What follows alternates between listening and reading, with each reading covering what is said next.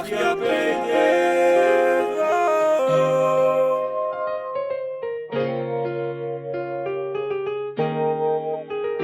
ach יא פייטר לילך היית לי כאח, אח יא לילך, איזו מחזור הצגה, וואו וואו וואו וואו סיימתי שנה כמו קריש, עובד של עלי, היה לי שמיניזם חריף, תיכות עם טלי ממוצע בגרויות של 30, יאללה בסדר, בקיץ נבוא להשלים עם כל העדר קונה אצל רפי עסקית, אתגר מנטלי, שנה של התכלית, מחזור פייטט לא נורמלי פייטט, עכשיו מסיימים פה י"ב, נשבע שאני לא קולט, יהיה באפטר תמות.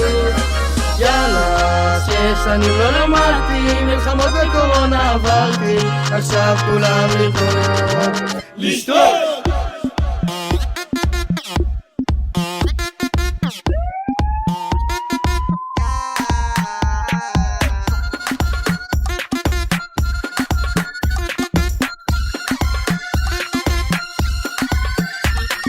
קמתי ב10, מצחצח שיניים, שכחתי שוב נעליים, התקינו פה שער, לקח לי למצוא חניה, כמעט שעתיים. נזכרתי שיש לי בגרות, איך שוב פעם לא קמתי, כל הלילה חגגתי, הגעתי, ישבתי, הלכתי שולט בתקם וגם לא בתקם, התקבלתי לאן שבחרתי, לא הטיסו אותי לפולין, אז בגרות בהיסטוריה ביטלתי. כל פעם שותה ונגמר, הרמתי עוד חוקי לדת, אוהב את המוריסקי על אמת.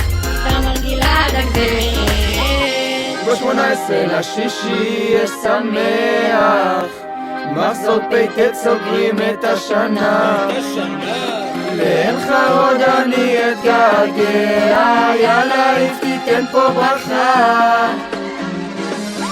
שכבת פייטט שעכשיו עוזבת, וכל אחד שם כוכב וכוכבת. שנה הבאה אתם מתחילים עוד פרק, וזה שעברתם בגרויות אתם רמה אחרת.